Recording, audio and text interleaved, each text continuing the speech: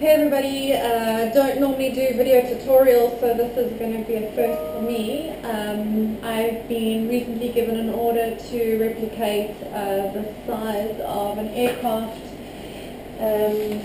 This is the template I've been using along with an aerial view and a front view as well, but I'll be using this one today to cut out the side of the cake to get the right height and everything. So there's a couple of things that I've done in advance. The cake board is being prepared, the actual body of the aircraft is all being cut out on MDF. All of the areas such as the wings and the tail have all been pre-covered with the colour scheme and the artwork that the client has wanted, and those I've all covered with cling wrap to avoid any contact with the cake that we're using. I've also covered all the MDF with plastic so that the cake doesn't have contact with the wood and doesn't soften the wood and therefore create any integrity problems in regards to stability. I have also put in, turn it sideways, I've put in a couple of skewers into the main section of the board where the cake will be going in purely for support, and as you can see the cake is at an angle, so I'm hoping, and I say hoping because this is the first time I'm attempting this, that with all of this in place the cake won't slide off. We live in Dubai, so the climate at present is sitting at about 45 degrees Celsius on a good day, so holding, crossing fingers that this is all going to work out well. So the other things that I've prepared is I've done chocolate pound cake or Madeira, whichever way you want to word it. And these you need to bake a couple of days in advance because Madeira pound cake can actually settle. It shrinks slightly after baking, and you don't want to bake and let it cool and start working straight away and cover with fondant because you'll have fondant tearing and warping in areas. So if you don't have enough time to bake, I baked yesterday and I'm using it today. Essentially you want 2 days to let the cake just settle. So what I did was I baked yesterday and I put a book on the actual sponge itself to help it all settle into place. The other thing you need is a really, really sharp knife. So I have gone ahead and sharpened this knife because we'll be carving, and what you want to do with carving is do small cuts in the beginning and just sort of get an idea for the shape, and then you sort of take away layer by layer until you get a refined project. You don't want to cut away too much at once because once the cut's made it's too late and you're stuck in having to probably bake again, or hopefully if you have any spare cake standing by, use that.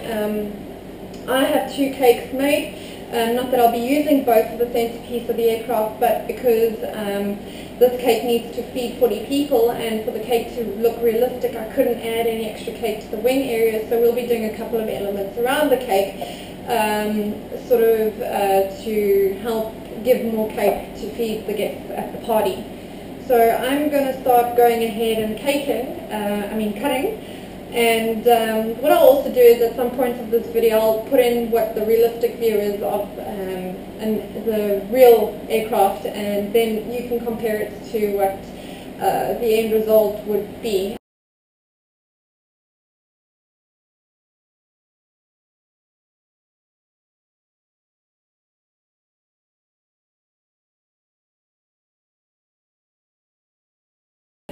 Essentially on the video I'm just doing the carving section, and I'll post photos of beginning to end of what it looks like so that you could sort of see it in stages. But I thought I would just show the carving because I think a lot of people do get stuck as to where to go with carving and how to do it. So like I said, this is also a first for me, so we'll be learning together.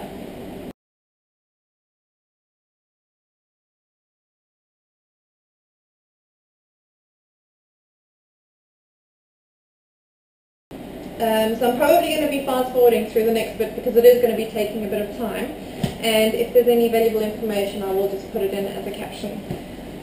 So essentially what I'm going to do now is I'm just going to start opening up my cake, which has been wrapped in cling wrap just to help with keeping the moisture in. So what I normally do is I bake. Once the cake is done I take it out and let it cool for 10 minutes on a cooling rack. and then wrap it straight away in cling wrap. And I mean, the main sort of objective for me is that the moisture, instead of it all escaping and going into the atmosphere, now sort of gets reabsorbed into the cake. So the cakes are generally quite moist inside, which is obviously what clients prefer. I don't want to have a pretty cake and then have it all dry inside. So I'm just going to put some gloves on.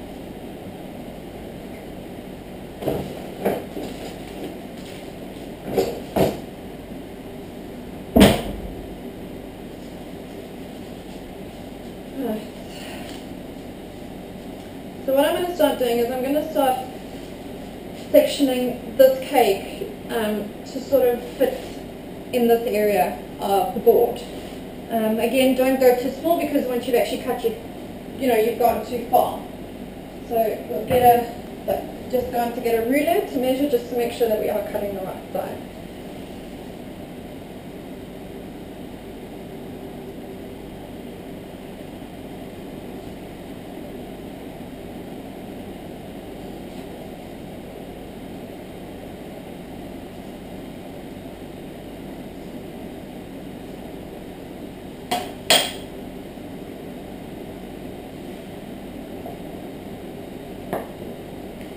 The reason you use a Madeira or a pound cake, which are the two names it's worded by, is because it is generally a lot firmer cake inside. It does hold shape a lot better, and especially when you're carving, it's the best cake to work with.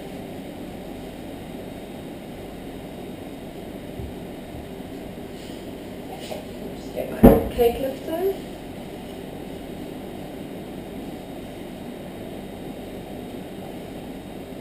I've just got a bit of wax paper underneath, so I'm just going to peel it away without the wax paper being underneath.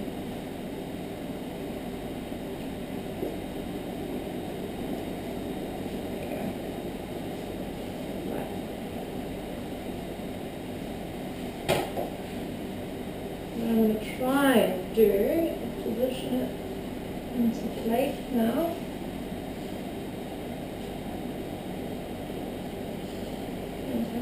Good.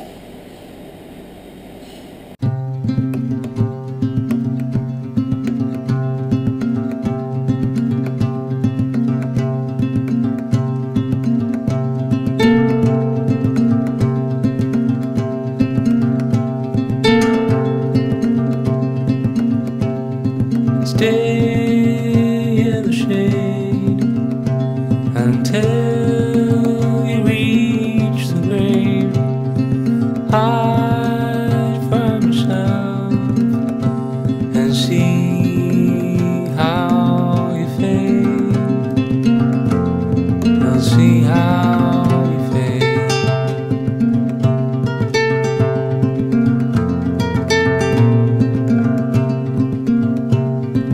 Love moves on, life goes on.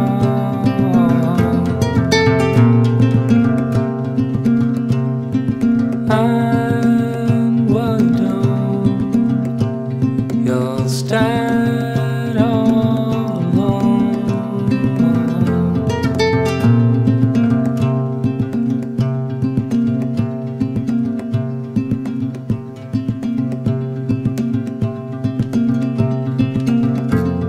You'll see how you fade.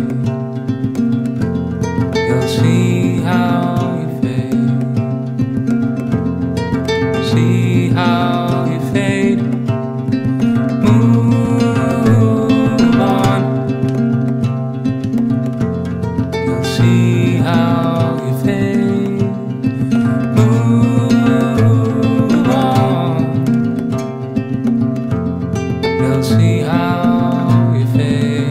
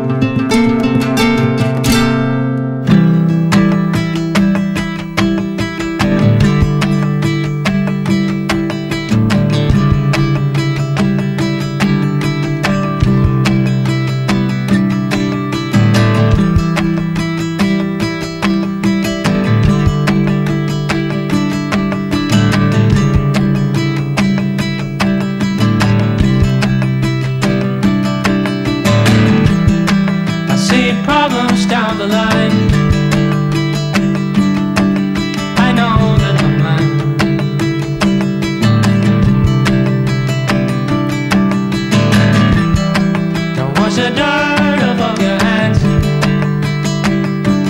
doing the same mistake twice, making the same mistake twice. Come on over, don't be so caught up. It's not about compromising.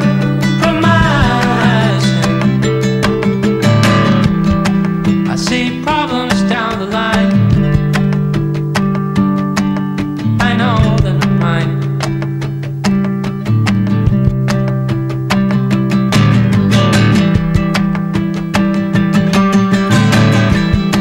I see darkness down the line,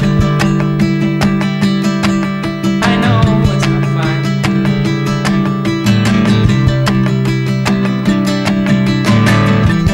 But don't wash the dirt off of your hands, you're doing the same mistake twice, making the same mistake twice. Come on over, don't be so caught up. It's all about colonizing.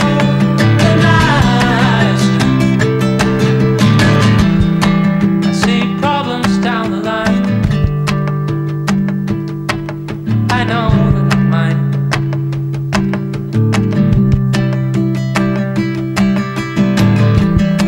Don't let the darkness eat you up. Don't let the darkness eat you up. Don't let the darkness eat you up. Don't let the darkness eat you up. Don't let the darkness eat you up. Don't let the darkness eat you up. Don't let the darkness eat you up. Don't let the darkness eat you up.